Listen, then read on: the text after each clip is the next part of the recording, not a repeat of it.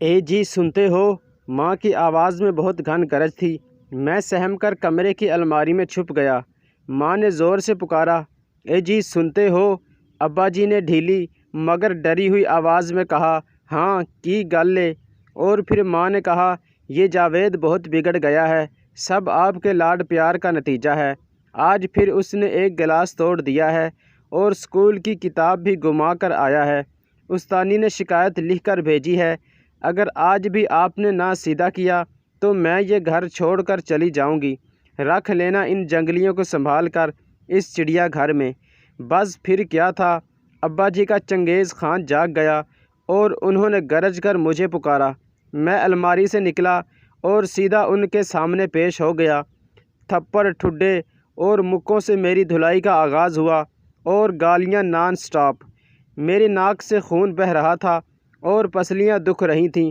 منہ تقریباً سوج چکا تھا اور گھٹنے پر بھی زخم لگا تھا۔ باقی بھی شاید ہی کوئی حصہ ہوگا جو ان کی مار سے بچا ہو۔ میں بے سدھ ہو کر زمین پر گرا اور بے ہوش ہو گیا۔ آپا دوڑتی ہوئی آئی اور مجھے گھسیٹ کر ابا کے چنگل سے چھڑوا کر اپنے کمرے میں لے گئیں۔ سب بچے سہمے ہوئے تھے، سب رو رہے تھے۔ ابا نے آپا کو بھی چند گالیاں دیں۔ اماں کسی جیتے ہوئے پہلوان کی طرح سینہ تانے یہ دیکھ رہی تھیں۔ مجھے آپا نے پانی پلایا اور میرے زخموں کو صاف کیا، مجھے گلے سے لگایا اور بہت روئیں۔ ابا نے سگریٹ سلگایا اور چھت پر چلے گئے۔ اماں نے باورچی خانے کا رخ کیا اور وہاں بیٹھی نوکرانی کو 2 تھپڑ رسید کیے اور کچھ ہدایات دے کر اپنے کمرے میں چلی گئیں۔ سب بچے سہمے ہوئے آپا سے لپٹ کر رو رہے تھے اور میں دم بخود بیٹھا یہ سوچ رہا تھا کہ کیا وہ گلاس واقعی اتنا قیمتی تھا؟ کیا کتاب گم ہو جانا بھی ایک جرم تھا؟ کسی نے میرے بستے سے نکال لی تھی، میرا کیا قصور؟ میں نے تو ڈرتے مارے کسی کو نہیں بتایا تھا۔ ہاں مس کو بتایا تھا مگر انہوں نے ڈائری پر لکھ دیا۔ 7 سال کے بچے سے اگر ایسی چھوٹی موٹی غلطی ہو بھی جائے تو کیا اس پر ایسا جبر لازمی ہے؟ میرا دل چاہا کہ میں مر جاؤں۔ آپا نے پیار سے سمجھانے کی کوشش کی کہ جاوید، امی جی کی طبیعت میں غصہ ہے اور ابا جی اماں کی بات مانتے ہیں، تم ہی کچھ خیال کیا کرو، وغیرہ وغیرہ۔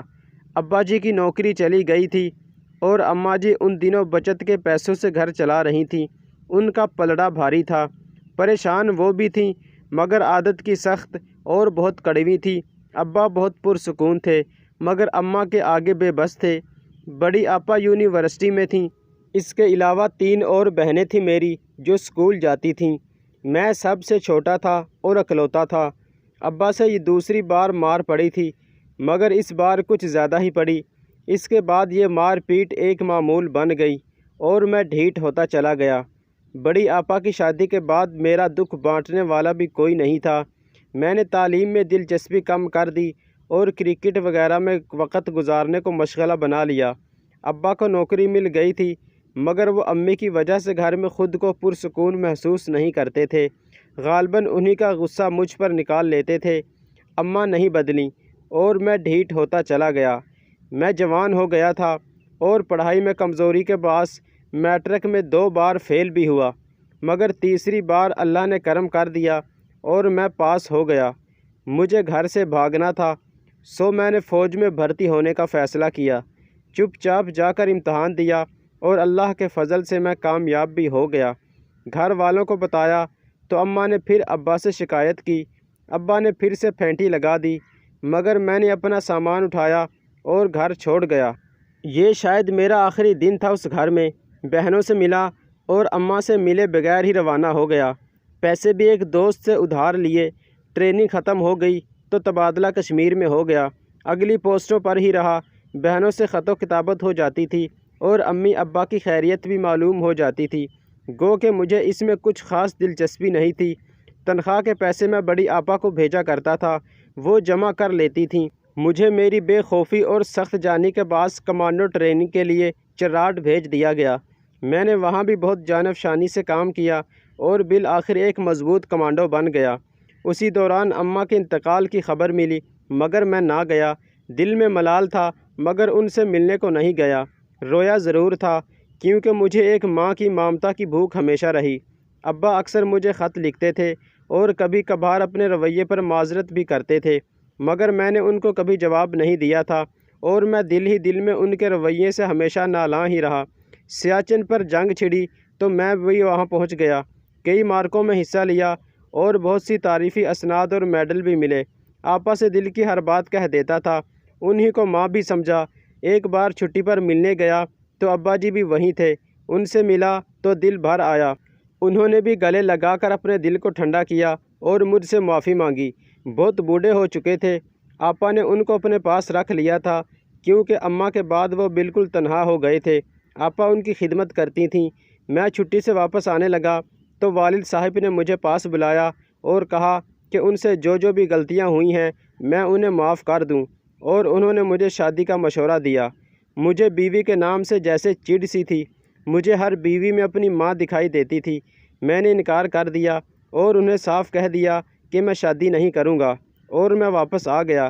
والد صاحب کا خط ملا کہ انہیں اپنی نسل کو آگے بڑھانے کے لیے میری شادی لازمی کرنی ہے، ورنہ ان کی نسل کا نام لیوا بھی کوئی نہیں ہوگا۔ میں نے جواب میں انہیں صرف اتنا لکھا کہ جس نسل میں شفقت اور محبت کی سچائی نہیں، میں اس نسل کو کبھی نہیں بڑھاؤں گا۔ یہ میرا اور ابا کا آخری مکالمہ تھا۔ چند ماہ بعد ابا کا انتقال ہو گیا۔ میں نے جنازے میں شرکت کی اور پہلی بار اپنی ماں کی قبر دیکھی اور فاتحہ بھی کی۔ ان کی قبر پر ایک عجیب سی تنہائی اور بے بسی تھی۔ اس روز میں بہت رویا اور دیر تک وہاں بیٹھ کر اپنے والدین سے دل کھول کر گلے شکوے کیے، اور پھر میں چلا گیا۔ اس روز جب یونٹ پہنچا تو ایک مشن سیاچن گلیشیئر کے لیے جا رہا تھا۔ میں نے شمولیت کی اجازت مانگی تو مل گئی۔ اس مشن میں ہم نے دشمن کی 2 چوکیاں اپنے قبضے میں لے لیں اور دشمن کے کئی سپاہی اور 2 افسر جہنم رسید کیے۔ واپسی پر دشمن کے ہوائی حملے میں مجھے کئی گولیاں لگیں اور میں شدید زخمی حالت میں ہسپتال پہنچایا گیا۔ میری ایک ٹانگ مکمل طور پر ختم ہو چکی تھی، جسم میں 8 گولیاں لگیں، مگر میں بچ گیا۔ نکلی ٹانگ کے ساتھ فوج میں نوکری پوری کی اور ریٹائر ہونے کے بعد اب میں گھر میں ایک بے سہارا اور یتیم بچوں کا ادارہ چلاتا ہوں۔ یہاں میں ان کو ماں اور باپ دونوں کا پیار دیتا ہوں۔ وہ سب کچھ جو مجھے نہیں ملا میں ان کو دیتا ہوں۔ گلاس توڑنے پر پیار کرتا ہوں اور کتاب گمنے پر انہیں کچھ نہیں کہتا، بس نئی کتاب لے دیتا ہوں۔ میں ایسے والدین تیار کر رہا ہوں جو اپنی اولادوں کے ساتھ دوست بن کر رہ سکیں، ان کے مسائل اور کمزوریوں کو اور معصومیت کو سمجھ سکیں۔ میں ان کو سہما ہوا انسان نہیں بننے دیتا۔ مجھے والدین سے صرف اتنا کہنا ہے کہ اولاد ایک کچی مٹی کی طرح ہوتی ہے، اس کو چاہے تو خوبصورت برتنوں اور گلدانوں میں ڈھال لو یا پھر ان کو باہر گلی میں پھینک دو تاکہ وہ لوگوں کی ٹھوکریں کھانے لگیں۔ والدین ہی کا یہ رویہ معاشرے کی خوبصورتی اور بدصورتی کا ذمہ دار ہے۔ والدین کی تربیت اور سلوک سے ہی دراصل اچھے یا برے لوگ پیدا ہوتے ہیں۔ میں فوج میں نہ جاتا اور اگر میری آپا نہ ہوتی تو میں بھی شاید دہشت گردوں کے ساتھ مل گیا ہوتا۔ والدین ایک ادارے کا نام ہے جہاں پر ٹریننگ لے کر قائد اعظم بھی پیدا ہوتے ہیں اور ڈاکو بھی۔ اپنے گھروں کو جنت بنائیں اور اپنے گھروں سے اقبال اور قائد اعظم پروان چڑھانے کی کوشش کریں۔